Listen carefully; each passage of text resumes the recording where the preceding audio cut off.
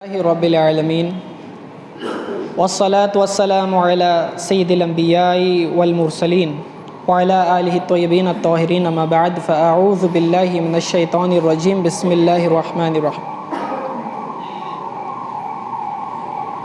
والوالدات یرضعن اولادہن حولین کاملین لمن اراد ان یتم الرضاعہ صدق اللہ مولانا العظیم۔ محترم سامعین و ناظرین، السلام علیکم ورحمۃ اللہ وبرکاتہ۔ ابھی جو آیت کریمہ میں نے آپ کے سامنے تلاوت کرنے کا شرف حاصل کیا وہ سورۃ البقرہ کی آیت نمبر 233 ہے، 233، جس میں اللہ تعالیٰ نے رضاعت کے مسئلے کو بیان کیا ہوا ہے۔ رضاعت کہتے کسے ہیں؟ مخصوص مدت میں کسی عورت کا دودھ پینا، یہ رضاعت کہلاتا ہے۔ یعنی کہ کوئی چھوٹا بچہ جب کسی عورت کا بچپن میں دودھ پیتا ہے تو اس پروسیس کو رضاعت کہتے ہیں، اور اس رضاعت سے دودھ پینے والے اور دودھ پلانے والی عورت کے درمیان ایک رشتہ قائم ہو جاتا ہے۔ اسے جو ہے رضاعت کا رشتہ کہتے ہیں۔ جس طرح نسبی رشتہ ولادت سے ہوتا ہے، یعنی کہ ایک عورت نے اپنے بچے کو جنم دیا تو یہ پیدائش کی وجہ سے، نسب کی وجہ سے جس طرح رشتہ قائم ہوتا ہے، اسی طرح دودھ پلانے کی وجہ سے بھی رشتہ قائم ہو جاتا ہے۔ یعنی کہ جس بچے نے کسی عورت کا دودھ پیا، وہ عورت اس بچے کی رضاعی ماں بن جاتی ہے، اور وہ آدمی یعنی اس دودھ پلانے والی کا شوہر وہ اس بچے کا رضاعی باپ بن جاتا ہے، اور ان کی اولادیں یعنی کہ دودھ پلانے والی کے جو بچے ہیں وہ اولادیں، یہ اس کے رضاعی بھائی بہن بن جاتے ہیں۔ تو جس طرح سے نسبی رشتے کی وجہ سے حرمت نکاح پیدا ہو جاتی ہے، اسی طرح رضاعی رشتے سے بھی حرمت نکاح پیدا ہوتی ہے۔ اس کا کیا مطلب ہے کہ جس طرح سے اولاد ایک ماں باپ کی ہو تو آپس میں وہ بھائی بہن بن جاتے ہیں، تو اس طرح سے آپس میں ان کا نکاح نہیں ہوتا۔ ٹھیک اسی طرح اگر کسی بچے نے کسی عورت کا دودھ پیا ہے تو اس کی اولادیں جو ہیں اس کے بھائی بہن بن جاتے ہیں۔ اب یہ اور وہ بچے آپس میں نکاح نہیں کر سکتے، یہ حرام ہو جاتا ہے، تو یہ گویا کہ اس کے ماں باپ بن گئے۔ ٹھیک ہے، اسے رضاعت کا رشتہ کہتے ہیں۔ اور اس کی مدت، دودھ پلانے کی مدت اللہ تعالیٰ نے قرآن میں بیان فرمائی ہے۔ اللہ ارشاد فرماتا ہے والوالدات یرضعن اولادہن، اور جو مائیں اپنی اولادوں کو دودھ پلانے کا ارادہ رکھتی ہیں، حولین کاملین، تو وہ 2 سال تک دودھ پلائیں گی۔ لمن اراد ان یتم الرضاعہ، یعنی کہ جو اس 2 سال کی مدت کو پورا کرنا چاہیں۔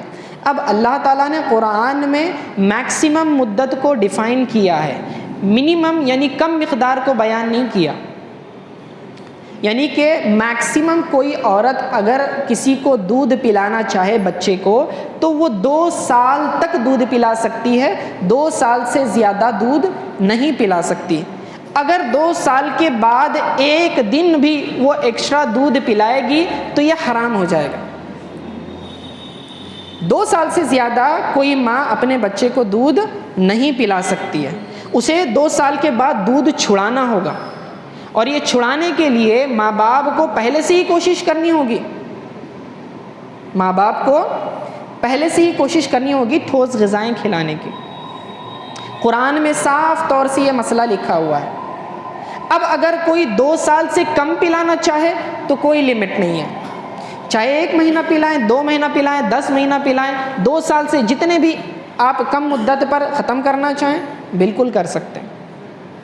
لیکن اگر کسی عورت نے کسی بچے کو 1 دن بھی دودھ پلایا ہے تو وہ رضاعی ماں بن جاتی ہے۔ صرف 1 دن نہیں، 1 بار بھی پلایا، 1 گھونٹ ہی پلایا یا ایک قطرہ ہی پلایا تو وہ رضائی ماں بن گئی۔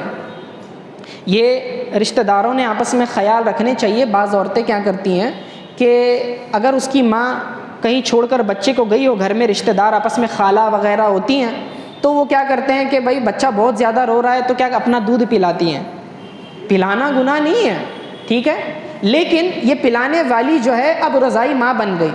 اب بڑے ہونے کے بعد اس کے جو بچے ہوں گے اس عورت کے، یہ سارے کے سارے اس کے رضائی بھائی بہن بن جائیں گے۔ اب ان کا نکاح آپس میں نہیں ہو سکتا، ٹھیک ہے، اس بات کو خیال رکھنا چاہیے، بڑے احتیاط کی ضرورت ہے، اور یہ بالکل حرام ہو جائے گا۔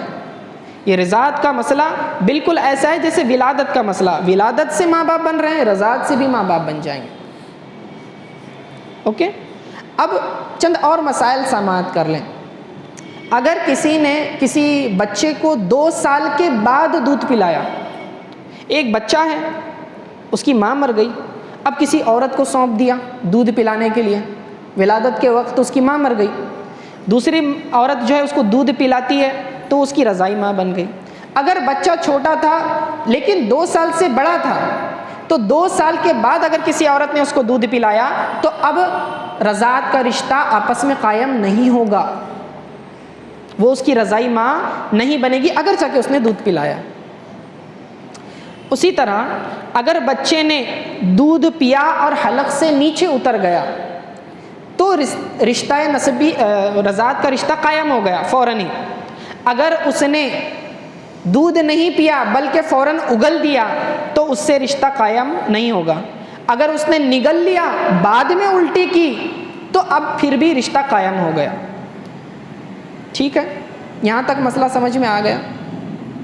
تو 2 سال تک میکسیمم دودھ پلانا ہے۔ گھر کی خواتین کو بھی یہ مسئلہ بیان کرنے کی ضرورت ہے، ٹھیک ہے۔ اب میں نے یہ رضاعت کے مسئلے کیوں بیان کیے؟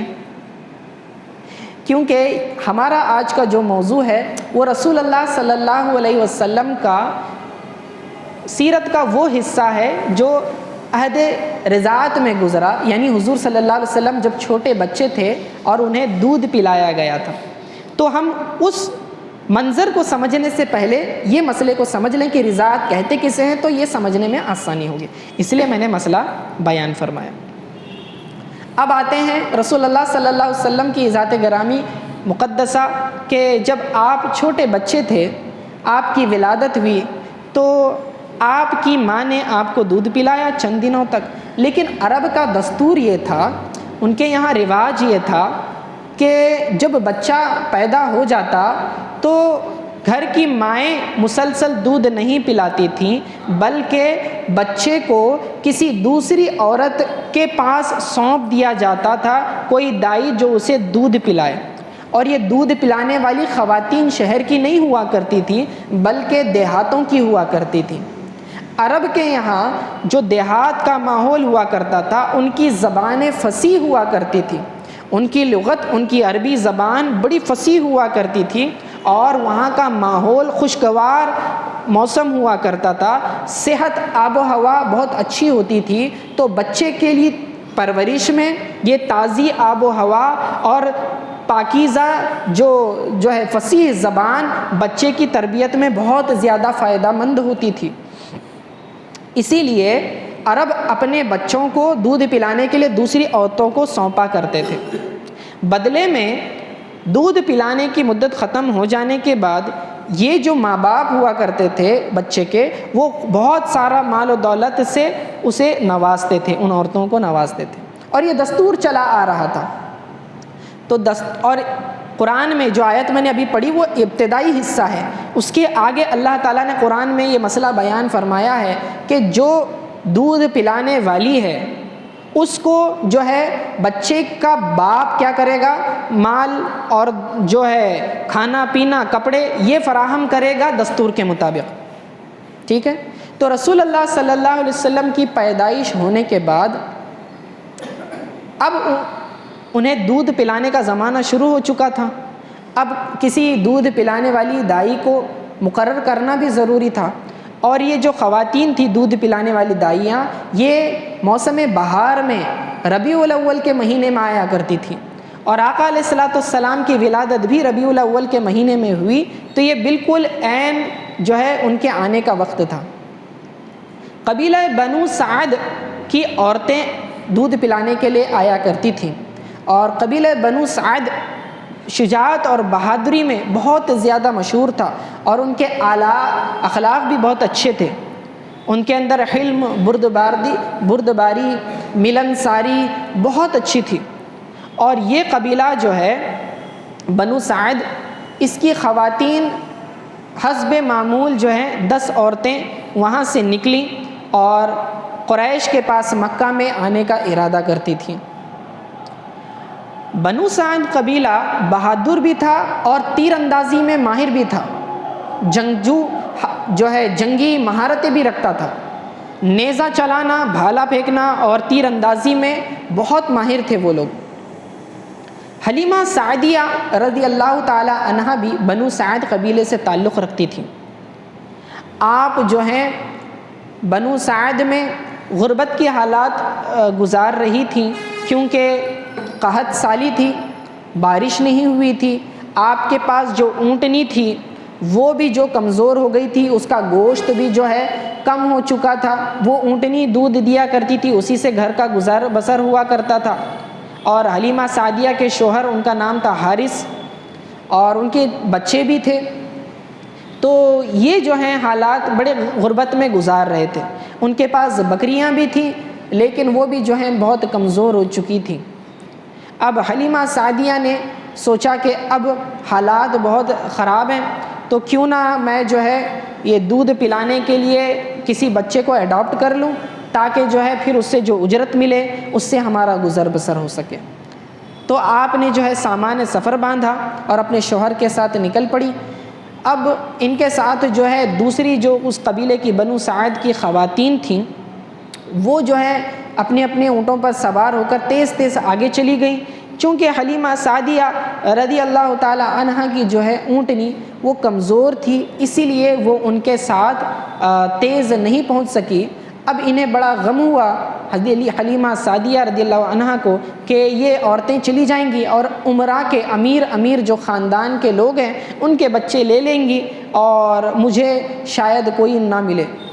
یہ عورتیں چلی گئیں اور ایسا ہی ہوا، جلدی جلدی پہنچیں، اور جو قریش قبیلے کے جو بڑے بڑے امیر لوگ تھے ان کے بچے اٹھا لیے۔ اور جب یہ پہنچی تو حضرت عبد المطلب جو وہاں تھے، حضور صلی اللہ علیہ وسلم کے دادا، اور حضور صلی اللہ علیہ وسلم کی والدہ بی بی آمنہ وہ تھیں وہاں پر۔ تو اس وقت جو ہے چونکہ ان کے والد حضرت عبداللہ رضی اللہ عنہ کا انتقال ہو چکا تھا رسول اللہ صلی اللہ علیہ وسلم کے، اسی لیے باقی خواتین نے یتیم بچے کو لینا پسند نہیں کیا۔ انہیں اس بات کا ڈر ہوا کہ شاید مال و دولت زیادہ نہ ملے، تو انہوں نے اسے چھوڑ دیا۔ ادھر دوسری خواتین جو حضرت عبد المطلب کے پاس آئیں اور چلی گئیں، تو حضرت عبد المطلب پریشان ہو گئے کہ کوئی عورت جو ہے دودھ پلانے کے لیے وہ تیار نہیں ہوئی ہے۔ تو پھر اللہ تعالیٰ نے الہام فرمایا اور انہیں تسلی دی کہ یہ جو بچہ ہے، اس بچے کی پرورش کے لائق وہ عورتیں نہیں ہیں، اور اللہ چاہتا ہے کہ ایسی خاتون کو چنے جو ان کی صحیح تربیت کر سکے۔ تو گویا کہ ان عورتوں نے اس بچے کو نہیں چھوڑا، بلکہ اللہ تعالیٰ نے انہیں رد کر دیا ہے تاکہ وہ ان کی پرورش کے لائق نہیں ہے۔ تو ان کا دل مطمئن ہو گیا، اور انہیں وقتاً فوقتاً بشارت دے چکی تھے کہ حلیمہ نام کی عورت آنے والی ہے، وہ انہیں لینے والی ہے۔ اب جب حلیمہ سعدیہ پہنچی تو آپ نے ان کا استقبال کیا، دروازے پر ہی کھڑے ہوئے تھے۔ آپ نے سوال کیا کہ اے خاتون، آپ کا نام کیا ہے اور آپ کہاں سے آئی ہیں؟ تو انہوں نے کہا میں حلیمہ ہوں اور بنو سعد قبیلے سے ہوں۔ تو آپ کے چہرے پر خوشی آ گئی، آپ بڑے خوش ہوئے اور اندر بلایا، گویا کہ آپ انہی کا انتظار کر رہے تھے۔ تو حلیمہ سعدیہ نے حضور صلی اللہ علیہ وسلم کے پاس اب جیسے ہی آپ کو دیکھا، آپ کے چہرے کو، تو فرماتی ہیں میرے ہوش اڑ گئے کہ میں نے ایسا حسین و جمیل بچہ زندگی میں نہیں دیکھا تھا، اور آپ کی آنکھوں سے نور نکلا جو آسمان کی طرف چلا گیا۔ یہ منظر دیکھ کر میں حیران رہ گئی۔ حلیمہ سعدیہ نے بڑھ کر آقا علیہ الصلوۃ والسلام کے سینے پر ہاتھ رکھا، بچے کے سینے پر ہاتھ رکھا، تو فوراً آپ نے آنکھیں کھول دی اور مسکرانے لگے۔ اب دل میں بڑی عجیب محبت پیدا ہو گئی اور محبت کا سمندر ٹھانٹے مارنے لگا، تو اس بچے سے بہت زیادہ الفت ہو گئی۔ تو حضور علیہ الصلاۃ والسلام کی والدہ نے سوال کیا کہ آپ کا نام کیا؟ آپ نے بتایا میں حلیمہ ہوں، بنو سعد کی ہوں۔ تو انہوں نے کہا کہ دیکھیں اس بچے کے والد انتقال کر چکے ہیں اور میں یہ وعدہ نہیں کر سکتی کہ میں تمہیں بہت زیادہ مال و دولت دوں گی، البتہ جتنا دے سکتی ہوں وہ دوں گی۔ تو انہوں نے فرمایا کہ میں مال و دولت کی حرص سے نہیں آئی ہوں، جب میں نے بچے کو دیکھ لیا ہے تو خود قدرتی طور پر میرے اندر جو ہے محبت کا ایک جذبہ پیدا ہو گیا ہے، ایک کشش پیدا ہو چکی ہے، تو اب میں اس بچے کو لیے سوا تو نہیں جانے والی۔ تو وہ بڑے خوش ہوئے، اور اس وقت جو ہے دائی حلیمہ کے آنے سے پہلے حضور صلی اللہ علیہ وسلم کو حضرت سویبہ رضی اللہ تعالی عنہا نے دودھ پلایا۔ تو حضور صلی اللہ علیہ وسلم کو دودھ پلانے والیوں میں سر فہرست تو آپ کی والدہ ہیں، اس کے بعد حضرت سویبہ رضی اللہ تعالی عنہا ہیں جو ابو لہب کی باندی تھی، جسے اس نے حضور صلی اللہ علیہ وسلم کی پیدائش کی خوشی میں آزاد کر دیا تھا۔ پھر اس کے بعد دائی حلیمہ ہے تیسری، اس کے بعد ایک عاتقہ نام کی 3 خواتین ہیں، عاتقہ نام کی 3 خواتین ہیں جو بنو سلیم قبیلے سے تعلق رکھتی تھیں، انہیں بھی یہ شرف حاصل ہوا۔ تینوں کا نام جو ہے اتفاق سے عاتقہ ہی تھا۔ اور چوتھی جو ہیں جو خولہ بنت المنذر، یہ بھی خاتون تھیں، یہ بھی بنو سعد کی ہی تھیں۔ پھر دائیوں میں جو ان کی آیا تھی دیکھ بھال کرنے والوں میں ایک ام ایمن تھی، یہ حضور صلی اللہ علیہ وسلم کے جو والد تھے ان کی باندی تھی، آپ کو وراثت میں ملی تھی، یہ ان کے دیکھ بھال کیا کرتی تھی، خیال رکھا کرتی تھی۔ آقا علیہ الصلاۃ والسلام ان کے تعلق سے فرمایا کرتے تھے کہ انتی امی بعد امی، کہ آپ میری ماں ہیں میری ماں کے بعد۔ ام ایمن سے فرمایا کرتے تھے، ام ایمن رضی اللہ تعالی عنہ کے تعلق سے فرمایا کرتے تھے۔ اور 5ویں ہے شیمہ، یہ جو ہے آیا ہے یعنی دیکھ بھال کرنے والیوں میں سے ہیں، اور حلیمہ سعدیہ رضی اللہ تعالی عنہا کی بیٹی ہیں، گویا کہ یہ رسول اللہ صلی اللہ علیہ وسلم کی رضائی بہن ہیں شیمہ۔ تو یہ نام مورخین نے لکھے ہیں، سیرت حلبیہ میں ان کے تذکرے موجود ہیں۔ میں ان کے نام کیوں بتا رہا ہوں آپ کو؟ بتانا مقصد یہ ہے کہ رسول اللہ صلی اللہ علیہ وسلم کے ساتھ جن لوگوں کا بھی رشتہ رضاعت جڑ گیا آپ علیہ الصلاۃ والسلام کی برکت سے، تو اس نسبت کی برکت سے وہ تمام لوگ ایمان لے آئے۔ آپ کی نسبت رضاعت نے تمام ان لوگوں کو جو ایمان کی دولت سے سرفراز فرمایا، یہ آقا علیہ الصلاۃ والسلام سے نسبت کی برکتیں ہیں۔ تو جتنوں نے بھی دودھ پلایا تمام کے تمام ایمان لے آئے، اور جو بھی باقی رضائی بھائی بہن تھے وہ بھی ایمان لے آئے۔ اور رضائی بھائیوں میں 3 لوگوں کا نام آتا ہے، ایک حضرت حمزہ رضی اللہ تعالی عنہ ہیں، یہ حضور صلی اللہ علیہ وسلم کے چچا بھی ہیں اور رضائی بھائی بھی ہیں۔ حمزہ رضی اللہ تعالی عنہ جو ہے یہ حضور صلی اللہ علیہ وسلم کے چچا بھی ہیں اور دودھ شریک بھائی بھی ہیں، یعنی رضائی بھائی ہیں، انہیں سید الشہداء کا لقب دیا گیا۔ دوسرے کون ہیں؟ دوسرے حضرت ابو سلمہ ہیں۔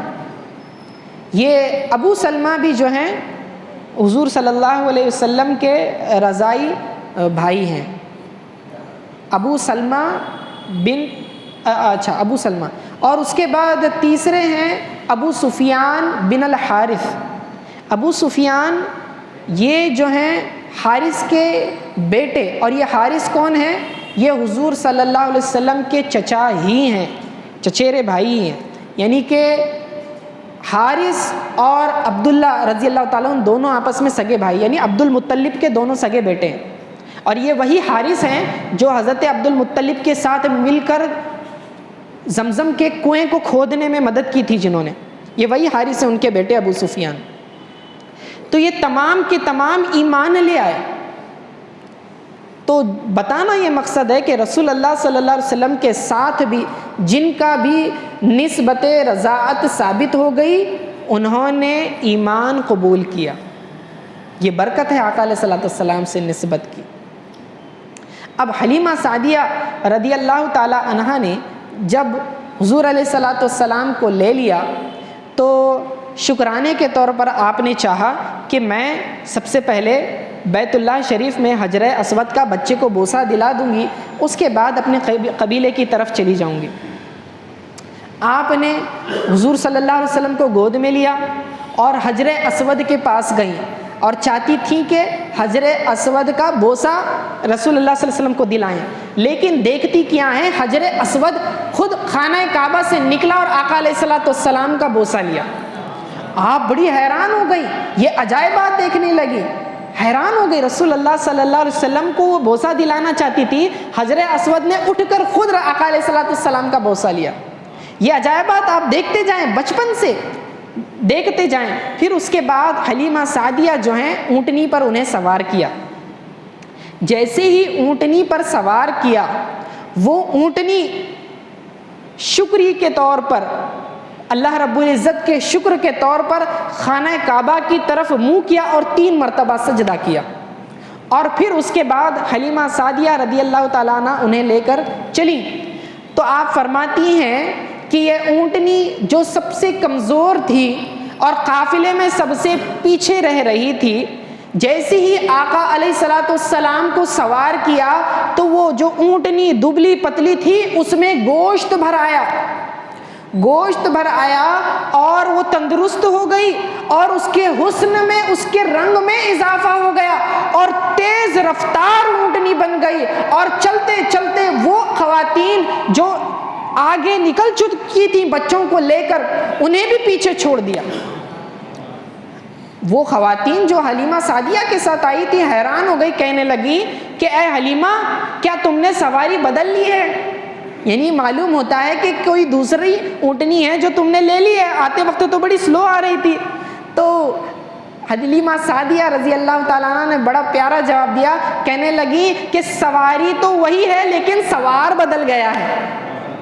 سواری وہی ہے یا اونٹنی وہی ہے لیکن سوار ہونے والا سوار بدل چکا ہے۔ یعنی آقا علیہ الصلوۃ والسلام کی برکت سے یہ عجائبات ظاہر ہو رہے ہیں، اور وہ عورتیں پچھتانے لگی اور ان کے اندر خود بخود جو ہیں وہ افسوس کرنے لگی کہ کاش کہ ہم نے اس بچے کو لے لیا ہوتا تو یہ برکات ہمیں نصیب ہوتی۔ خود حلیمہ سعدیہ فرماتی ہیں کہ میں نے ان عورتوں میں جو عورتیں میرے ساتھ آئی ہیں تو محسوس کیا کہ گویا کہ وہ مجھ سے حسد کر رہی ہیں، تو یہ برکات تھی۔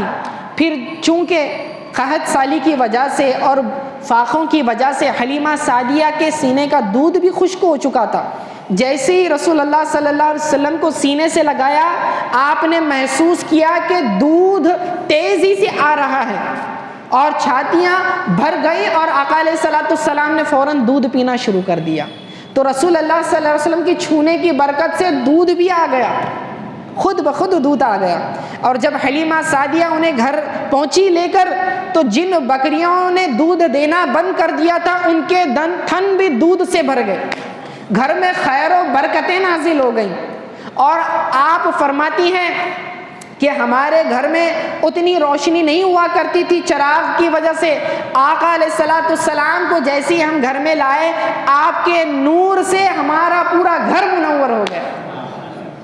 یہ آقا علیہ الصلوۃ والسلام کی ذات اقدس کی برکت تھی جو حلیمہ سعدیہ رضی اللہ تعالی عنہا نے محسوس کی۔ اس کے علاوہ اور بھی عجائبات ان سے ظاہر ہوئے۔ وقت چونکہ مکمل ہو چکا ہے تو یہیں پر میں اپنی گفتگو کو روکتا ہوں۔ البتہ چونکہ یہ رضاعت کا معاملہ اور اس کے مسئلہ چونکہ اس آیت سے متعلق تھا تو میں نے وہ آیت بیان کر دی سورۃ البقرہ کی، اور چند ایک ضروری مسئلے میں نے رضاعت کے تعلق سے بتا دی۔ اس میں کافی تفصیل بھی ہے، انشاءاللہ پھر کبھی موقع ملا تو ہم اس کی تفصیل، اس کے مسائل بیان کریں گے۔ اللہ تعالیٰ سے دعا ہے کہ ہمیں کہنے سنت سے زیادہ عمل کرنے کی توفیق عطا فرمائے۔ وصلی اللہ تعالیٰ علی خیر خلق محمد وآلہ وصحبہ اجمعین برحمتک یا ارحم الراحمین۔